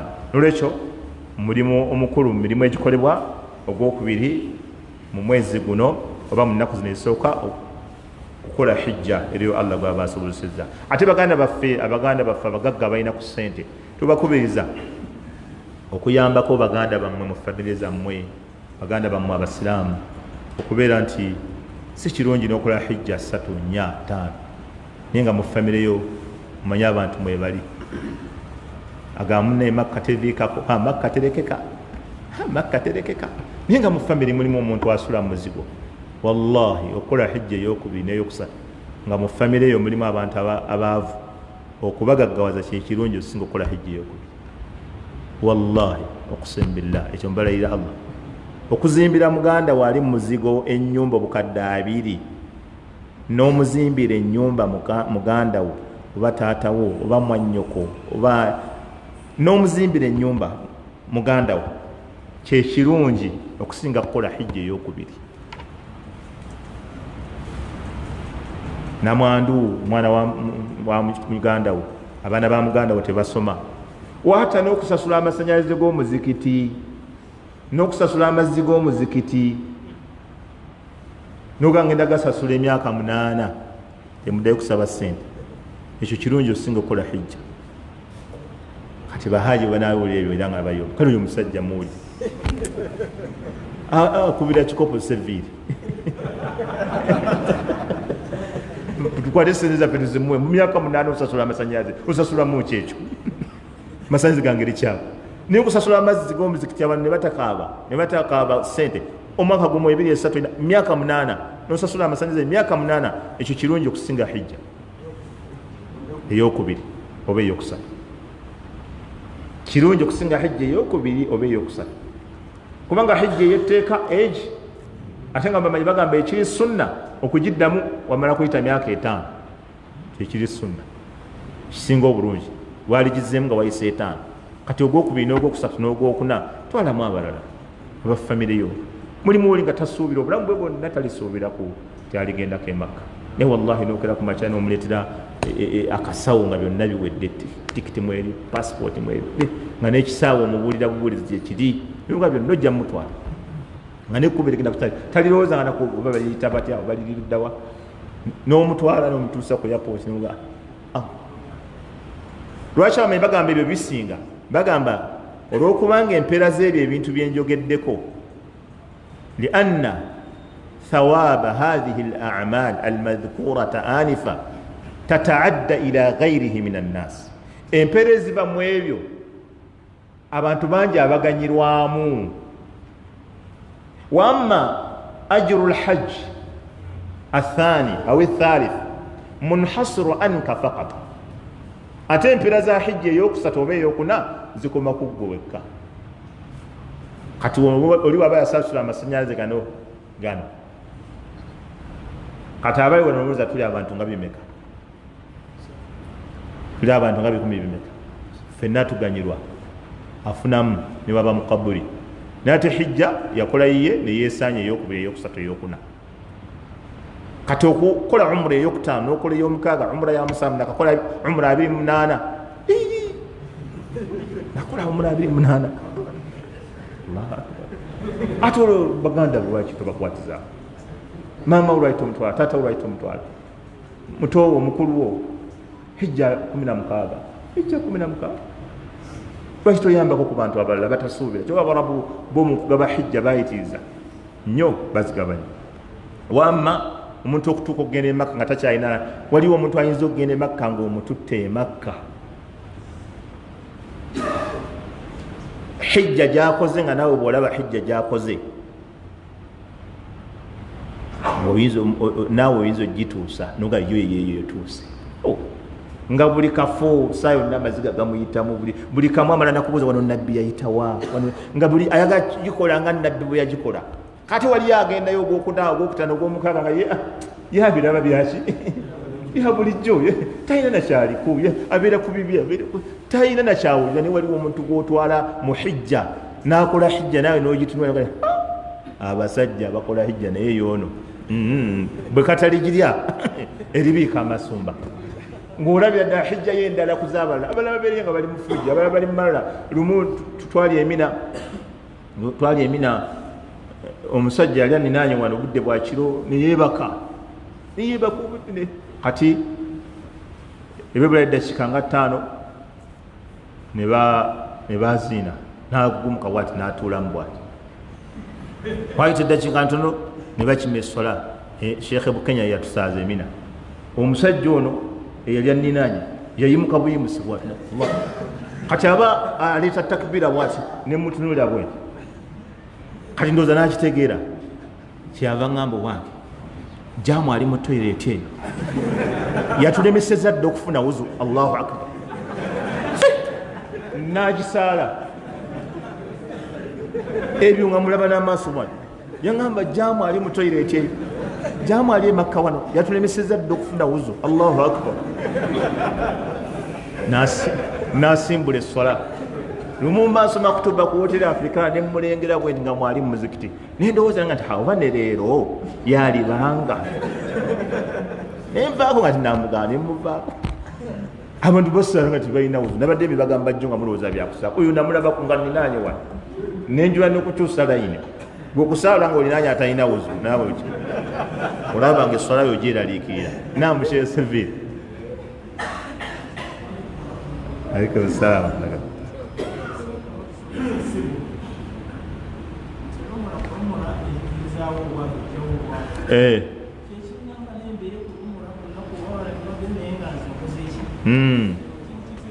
muganda waffe sheekh agamba nti nabbi sa sallam tabi'u baina alhajji walumra mugoberaganye wakati wa hijja ne umra fa innahuma yanfiyani alfaqra wadhunuba kubanga bijjawo obwavu bisangulawo obwavu n'ebyonono kama yanfi alkiiru khabatha alkhadid ng'omuvubo bwe gujjawo obutalavu ku kyuma oba olodingi bwajja obutalavu ku kyuma kati baga nti baganda baffe kibatwala n'okuddiŋŋana baba bakolaki baba banoonya ekyo allah basanguleko obwavu naye ne bwe baba baali badde banoonya ekyo man taraka shay'an lillah awadahu llahu khayran minhu nabbi yaga nti omuntu yenna bwe yeeresa ekintu ng'akyeresezza ku lwa allah muwanyisizaamu ekirungi okusinga ekyo kyeyeresezza tolaba nabbi bwiraba bukyanjabye noyo amujjanjabye gwe kino okiraba kirungi nekyerese okiwe mugandawo allah agenda ate gwe kuwanyisizaamu kirungi okusinga ki okusinga ekyo kyobadde weeresezza nolwekyo ekisembayo mu mirimu gyetwogeddeko olwaliro asiyaamu okusiiba fayusannu lilmuslimi kiri sunna eri omusiraamu ayasuuma 9 dhilhajja okusiiba ennaku 9 ez'omwezi guno gwa dhulhajji li umumi ladilla olw'obujulizi obwawamu allati tadullu ala fadli al amali assaliha obujulizi obulaga emirimu emirungi munaku zino fi hadhihi al-ayyam wa afdalu siyam fi hadhihi al-ayyam n'olusiiba olukyasinza okubeera olulungi mu nnaku zino lwe lunaku olwa arafa siyam yaumi arafa kusiiba olunaku lwa arafa then n'olunaku before arafa lwe bayita yaumul qarr olwa hadisi nabbi sallallahu alaihi wasallam yagamba siyamu yaumi arafa okusiiba olunaku lwa arafa ahtasibu ala Allah an yukaffira sanata allati qablahu wassanata allati ba'dahu omuntu afuna empeera za kusonyibwa mwaka mulamba emabega n'omwaka mulamba mu maaso bw'osiba olunaku lumu olwa arafa. Wa amma hadisi egamba okusiba ennaku 9 hadisi ya Hafsa mubamanyi bangi baginafuya ne bagamba hadisi si ntuufu erimu obunafu kujjako Albani rahimahullah yagisaha mu sunan ya Abi Dawuda ndowooza wakadhalika ne hadisi erendala an ba'dhi zawjati nabi bagamba eve kwomu ku bakyala ba nabbi erimu nti nabbi yasiba ennaku 9 abamanyi banafuya hadisi eyo mu bitabo ebisinga okuba ebituufu ebyabanywezaawo ahadisi bagamba teri hadisi ntuufu ng'eri kiriya ng'eragira okusiiba ennaku 9 zonna wabula okusiiba kuyingira mu mirimu emirungi tweyambisa hadisi eri ey'emirimu emirungi ne tugamba n'okusiiba kuyingira mu mirimu emirungi omuntu n'azisiiba zonna bw'aba yagadde naye oli bw'aba tazisiibye aleme kulowooza oli bw'aba tazisiibye tetumuvumirira kuba waliwo yatuuse okumbuuza nti bwe mba sizisiibye ndiisa nga mu Ramadhaani nedda toliisa kuno kusiiba si kwa sunna abamu babuuza bannaabwe nga balaba baja tuwasiibye la omuntu aba tasiibye mu zino ennaku tewali mutawaana asobola okusiibamu olw'emmande n'olwokuna n'olwomunaana n'olwomwenda olwa arafa tewali mutawaana gwaba akoze era basiibye nyingi abasiibye ennaku nga 4 aba tasiibye nyingi kati ennaku abagamba okusiiba 10 ndowooza batwaliramu n'olwayidi olwayidi twagamba ddo enkya nasomesa ye Sheikh Mayanja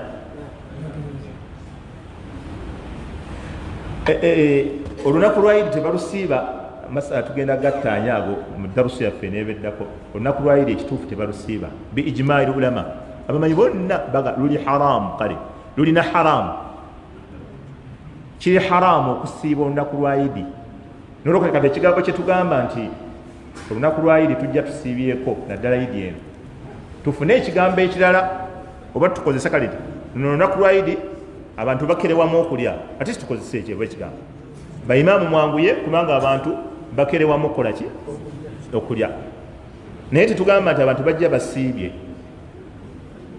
mpulira wabeemulugunyaawo mpulira abeemulugunya naye kale nga temunneemulugunya ffe mu fiki ekituyamba okutegeera kyoyogera gye bayita taarifu abooluzungu gye muyita definition si bwe kiri ekyo kikuyamba nnyo okutegeeza kyogenda okwogerako mathala aqiqa hijja nikahu kasama alhalfu ebyo nabo bogenda okuyingira mu kyogenda okusomesa batuga soko tuwe definition yakyo taarifu yakyo kati mwabeemulugunya abagamba nti musiiba ku lwokulwayidi definition y'okusiiba egamba etya okusiiba kyeki huwa al-imsak kwe kweziyiza an jamii al-mufattirat ku byonna ebisiibulula washahawat n'ebyobwagazi min tulu'i al-fajri as-sadiq okuva al-fajri ey'amazima lwesala ila gurubi shamsi okutuusa enjuba lwegwa ta'abbudan lillah ng'okikola kusinza Allah. Kati abasiiba olunaku lwayidi mukola mutya mmwe? Mukola mutya?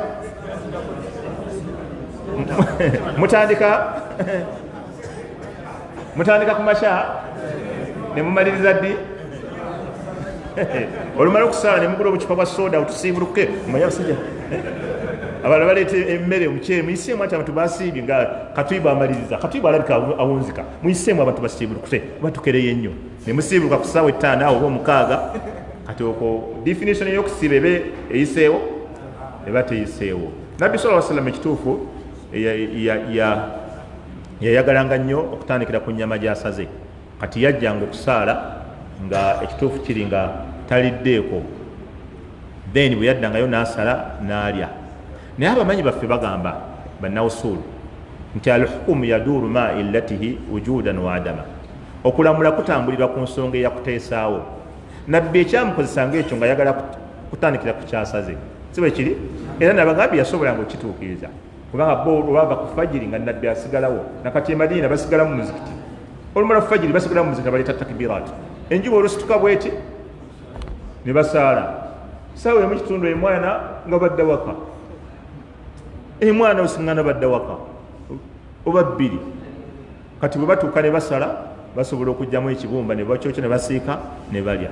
Naye kati seeka ekutuba ide eyaffe eyabaseka sebbiiri, bannabyabufuzi bonna lwe balabikako, bakansala lwe balabikako, n'owetwala oba olyawo najja, kavi najja, regional kazi najja, kati ne bagitusaaza okukakana tuli mu 6 kitundu si bwe kiri, 6 kitundu. Kati wootinattinira odde endejje oba odde ekamooca otuuseeyo kumeka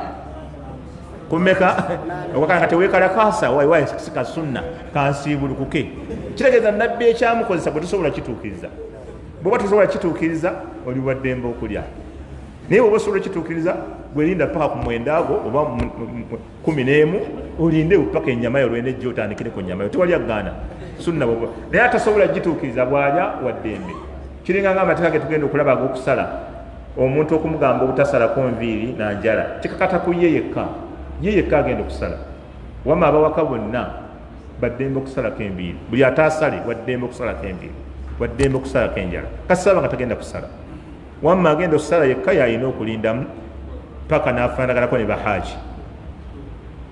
Ate oli waba yasazeeko ne waba yakigenderedde n'asalako, baba mulimu abasajja abamu nga bo ng'atya enviiri kuziraba alina byapangapanga, kati nga wezivaayo zijja mukola bubi n'azijjako kati wazijjako bamu nga atasala yesitakafuruza bwesitakafuruza n'asala duhiya ye bantuufu, tebaako wadde akakendedde konna. Nolwekyo si kirungi omuntu okugenderera okusalako envi. Kati nga ffe abamu abameze envi bali abavubuka abamu bazitya nnyo baziraliikirira, bali bazigenda basubi ebyesava n'asalako buli kaseera abaasala buli kaseera abampepeta envi zikyuse yaahi, nabbi yatukizo zikyusa, kyusa kala oteekemu kalendera naye nga si ya black. Ali muhimu okusiba ennaku zino 10 oba 9 kiri sunna. Omuntu waba asobodde ozisiiba alhamdulillah, oli bwaba asiibyemu zasiibye alhamdulillah, bwaba tasobodde kuzisiiba n'asiiba olwa Arafa lwokka era alhamdulillah abeera ku bulungi, aba talina musango gw'aba akoze. والله تعالى أعلم وصلى الله وسلم وبارك على نبينا محمد وعلى آله وصحبه أجمعين والحمد لله رب العالمين. نعم. عليكم السلام.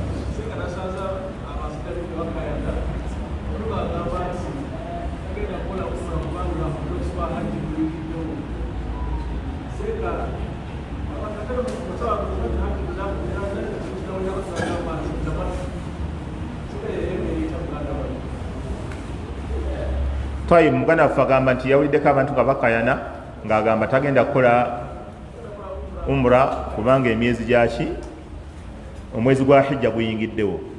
Kale ate waliwo kibayita tamattu kwe kubanga okola hijja n'okola ne umra mu lugendo lumu. Kati kiki ekyabadde kibakayanya?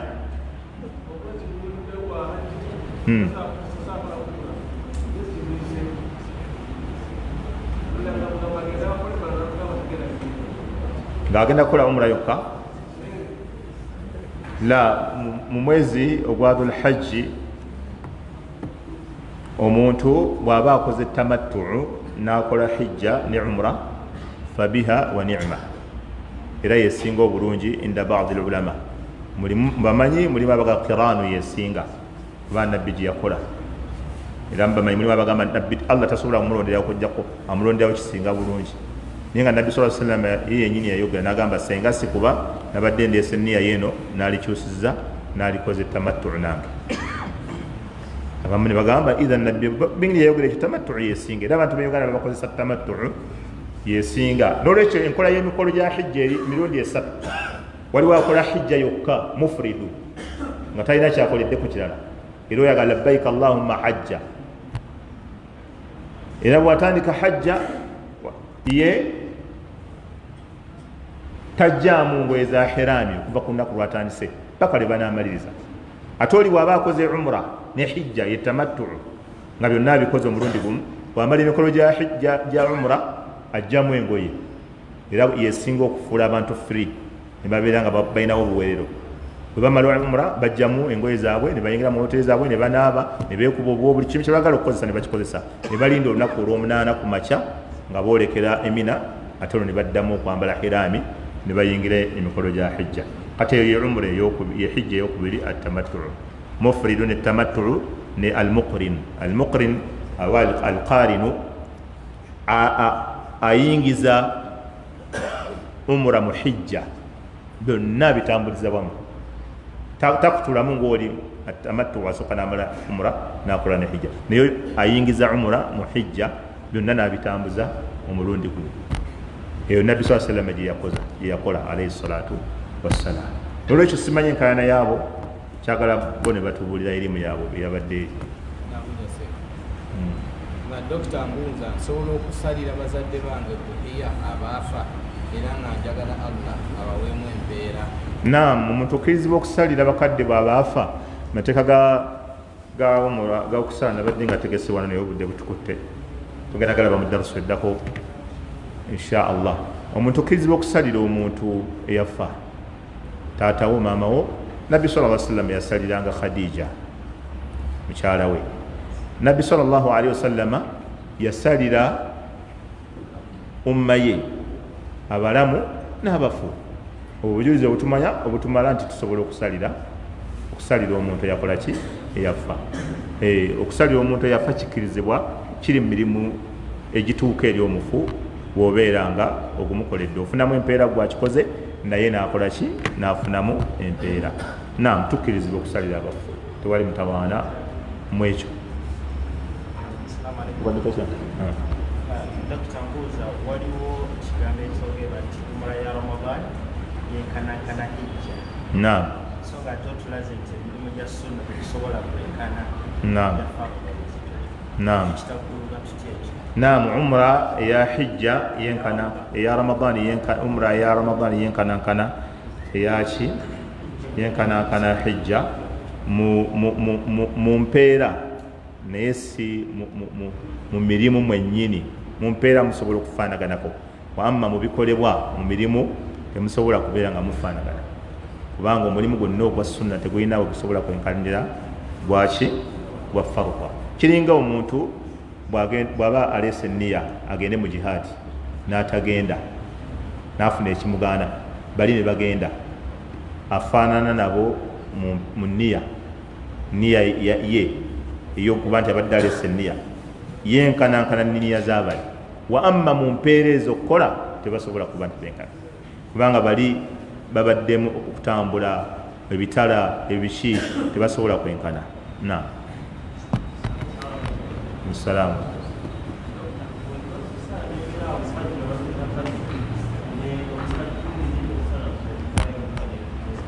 Naam. Naam. Naam. Oba wenkanye nga afunye empeera eza hijja ne umra ebijjuvu, naye tewenkana akoze ekikulaga nti tewenkana akoze hijja ekyakubanjibwa. Senga kyali ekyo twali buli omu yali tuddemu butuuzi awo, oluvannyuma lwa subuhi enjuba nevaayo naga nti nze hijja nakakola nga 100 mu mwezi osobola okukola mwaga, otuulamu butuuzi awo oluvannyuma lwa fajiri n'olinda enjuba negwa nogayo njimbazi n'oziwandiika ne mu kitabo olikola nga 50. Ekyo kyekikulaga nti tewenkana n'oli okuba nti ekyakubanja. Naam. Alaikum salaam. Waliwo ekibiinja ekisooka ne kisaala abantu ne bajja ne bagamba nti bano babaddiramu ebintu. Asunna, ekiri sunna yidi kusaalibwa mulundi gumu, kusaalibwa mulundi gumu ne tufuna atusaaza n'atusaaza nekiggwa. Wamma abazza oluvannyuma buli omu asaala akazi 2 n'agenda, ye sunna. Wamma enkola y'okusaaza abantu yidi ey'okubiri n'ey'okusatu n'ey'okuna, mpozi ng'oyagala bakuba tikiti olubasolooza mulimu abasolooza ssebo abalindawo ne beekuŋŋaanya nga ye atudde awo alina akalaadi ke asoma mpola. Mwezi bameka? balaba bawezewa bamumala lyagaisitawo ng'abagibawa. Naam. Alaikum salaam. Mazambi ky'omuntu g'atasonyiyibwa bw'abeera agenza okukola hijja. Amazambi agalina hukuuku z'abantu ng'abantu balina bibakubanja oba olina obibaddiza. Ebyo ezambi eri wakati wo n'omuntu liyimiriddeko okuba nti ozzayo hakki y'omuntu oba okumusaba akusonyiwe oba okumwetondera oba okusaba abafamire ne bakusonyiwa baba bataliiwo. Naye amazambi agasigadde Sheikh Abbadi Abdul Muhsin Abbadi hafidhahullahu ta'ala yagana hijja yenyini tauba. Yagana hijja yenyini tauba. Oba okuze hijja oba okuze tauba. Kizibu okuba nti omuntu yagenze Makka ate n'atakola tauba. Yaba akola kiwato. Kusala y'obusaze rakabbi n'asaba Allah amusonyiwe amazambi amaye kiba kiwedde kabe shiriki. Bw'okola tauba Allah amukusonyiwa. Naye shiriki ye okumukolako tauba omukola tonayingira mikolo gya hijja. Kubanga bw'oyingira emikolo gya hijja nga oli mushiriku oba oli ku byagunti oba oli ku mazowezo just oba ozannya katembawo oba okola era bangi ate abamu gye bali ddala nakati era eyo message ebatuukeko. Haji yenna nga ali Makka nga yalese ebyawongo yalese Lubaale asamira yasiibudde abalongo yasiibudde Lubaale haji yenna akyalina erizi mu mmotoka ne mu dduuka ng'ali Makka message eno nsaba emutuukeko mu kashi mubasharatan ngeri live asala amagezi kati ng'ennaku za hijja tezinnayingira akole tauba akube n'akasimu bangi bane mubinsuulire mubiziike then agayita Allah nenenyezza nga ndina mu kibuga kitukuvu shirika olwaleero mumaze irizi n'ekisenge kye bataggula waliwo abagagga balina ebisenge bye bataggula akituulamu yekka olunaku olw'ekumi-nesatu n'olw'ekumi-nnya n'olw'ekumi-n'ettaano ng'ali bwereere kati ekisenge kuba essimu ng'oli e Makka bale ekisenge mukiggule byonna ebirimu mufulumye mu byokyawo mu lujja ati ogayo ashhadu an la ilaha illallah wa ashhadu anna muhammadan rasulullah nga emikolo gya hijja teginnayingira keginayingira nga weefudde nampulira zibi ogenda kuvaayo ng'eyagenda e Roma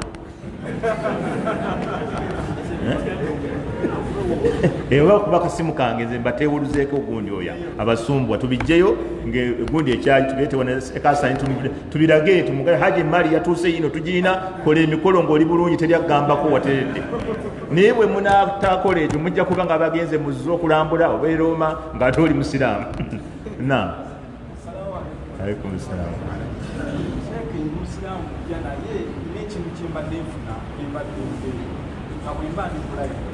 So imam naki muswala nofo kasinde Allah ni muze tani kango kugira ekintu kibange kinjogera kati nabo nabuza ko kumunda nangamba yoshi ya kulimu intya kati nakikogerera muki kibate kinjogera mbanga buli ekintu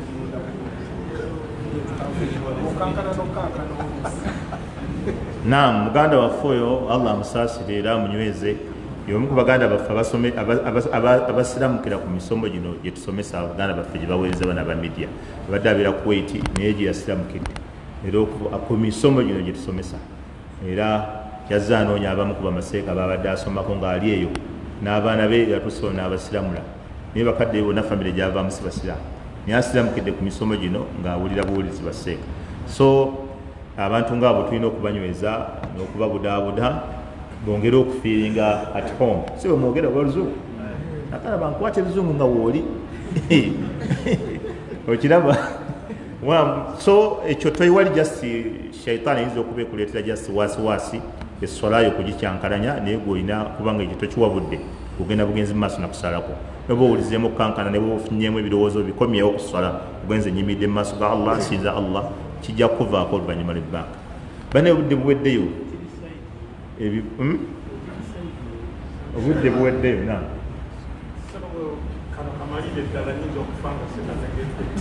nkamalirize gamba nkamalirize batusomesa ennaku zino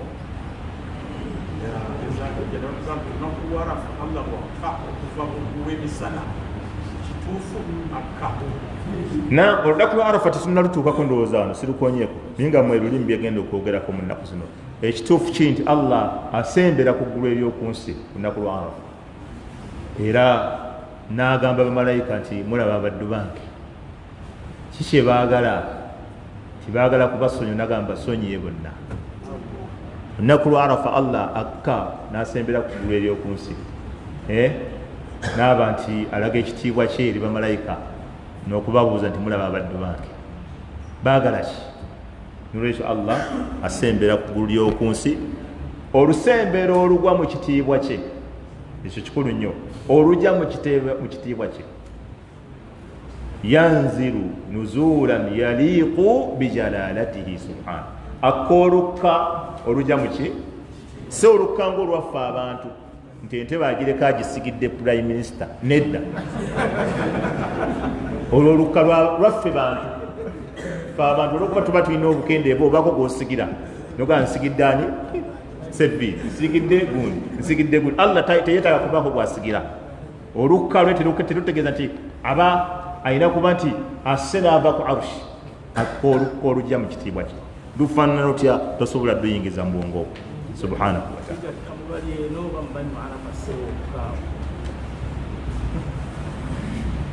seka seviri aga nabali eno tuyingiramu oba bali abali mu arafa obujulizi tebwali ekubira kubali mu arafa olowooza naye nga lwe lunaku era allah mu nnaku zasinga okuta abantu okuva mu muliro lunaku allah lwateeramu abaddu abangi okuva mu muliro nga sawaun bali eno oba bali mu arafa lunaku allah lwateeramu abaddu n'abagamba abo abatadde tebagenda kuyingira mu muliro abadan olubira nolukeeka saba allah ateekemu abo olunaku lwa arafa erumu ku nnaku allah zasinga okuta ensingo z'abaddu okuva mu muliro n'abateera ddala era naddala nga asuli netera okutuuka oluvannyuma lwa asuli paka magaribi kadde kakusaba nabbi yayitiriza nnyo okusaba obwo obudde bwakusaba nnyo allah okukulangiramu abo batadde bataliikomba ku muliro ne bwekiriba ki na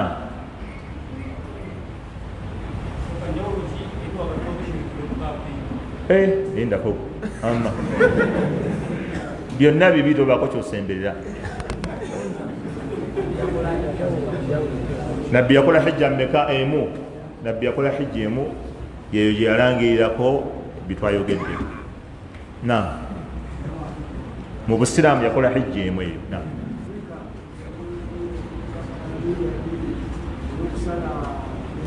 tukirizibwa okukatta nniya ya aqiika nedduhiya oba shukuru na emirimu gya sunna giyingiragana bw'oba olina embuziyo emu eyakusalira mwana w'omuwala ate ye duhiya leeta enniya osale embuzi eyo newankubadde mubamanyi mulimu abateekako akakwakulizo bo nga bagamba nti kyalibadde kirungi ng'otukakasa nti lwe lunaku olubadde olwakiika lwennyini mulimu abamanyi abateekako akakwakulizaako kubanga omusajja asiiba ennaku omukaaga oba n'ennaku enjeru bwe zijja olw'emmande bila shaka luba lwa mmande lwennyini nasibe nalete niya ye olw'emmande era yennaku enki ziba zizze omusajja ayakusala tahiyatul masjidi ate ayagala kusala qabliya ya fajiri mutuufu era budde bwe bikwataganye basaala qabliya ya subuhi era gifuule nga ye tahiyatul masjidi tewali mutawaana oba erako ebbiri ezisooka eza dhuhuri zennyini zireetere enniya ng'ate era ye tahiyatul masjidi kubanga kyekiseera kyekimu wakayingira ate olina osala yebbiri leeta enniya eki osalira akanya mu nniya eki nga yine enniya gendese erako ebbiri era ya qabliya osale oba okuba ejjinja limu kati mathala singa wemanyiza okusalira akanya eza qabliya eya dhuhuri bw'oyingira mu muzikiti bwoti gamba zino erako ebbiri zensaala ye tahiyatul masjidi ate era ye qabliya eyerako ebbiri ezisooka osalira akanya naye nga ziri mukaaga okitegedde ekyo yingira mu muzikiti ogambe zino erako ebbiri zensala ye tahiyatul masjidi ate era zebbiri ezisooka ku fajiri osalira akabbiri nga ziri nnya niye wano mu amaliya ngaokoze bbiri naye nga ziri munya niya ekyo yekikola kati nekwega omulimu bagamba tukakasa eddala nga ddala emirimu gibadde gikwataganye nga lwe lunaku lwa akiika naye ekitali ekyo akiika gisale lwayo nedduhiya lwayo mubamanyi mulimu abakireka mutulaka ne bagamba okwewula ku umma ya muhammadi sallallahu alaihi wasallam buli waba asobodde okufuna embuzi emu ng'ate ye duhiya asale ekijja mu malira wallahu taala alam wa sallallahu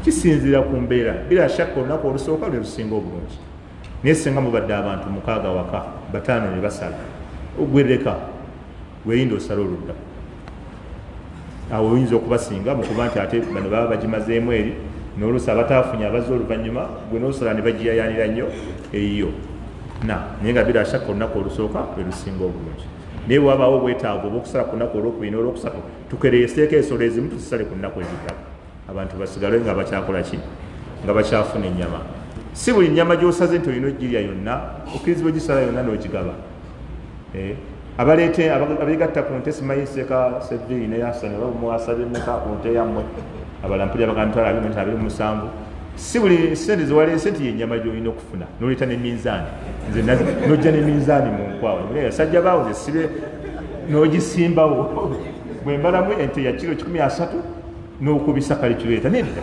si exactly nti zewaleese z'olina okufuna ate oli asobola okweta 2 abala ne bayita 25 tekigamba asobola okuleeta ennyingi n'atwala ennyama ntono okiraba n'olwekyo mubaamu okwanguyiriza umma abantu okufuna akanyama abantu kirungi wallahi basale banze nalabako abantu ekawo empaawo awali emizikiti ebiri ng'enkuba etonnya naye ng'abantu basimbirayo enva kuno neetuuka ku spring ng'enkuba ebakuba bweti naye nga balinda kiro y'ennyama emu oba kwota nga basimbirayo enkuba ebakuba mu nkuba tebavaawo kanyama akanyama bannange mwalisaza amagezi ne katabamalaamu nnyo abantu abamu akanyama kabafuukira akanyama abantu balwana lwa nnyama ya dhuhiya eyo ebikonde ne bivaayo abantu ne bafungiza empale nnyama ya dhuhiya so twegendereza ennyama naye ereme tufuukira taabu abasobola okusala musale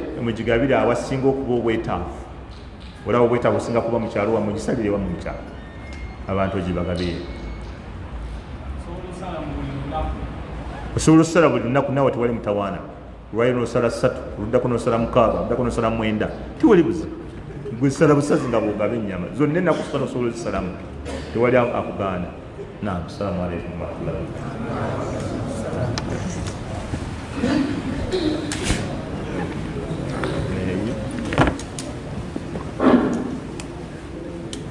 الله أكبر الله أكبر الله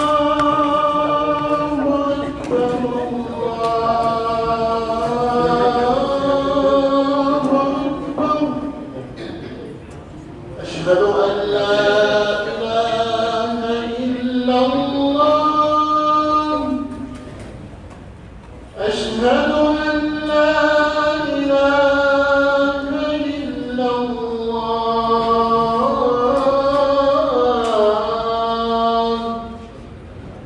أشهد أن محمدا رسول الله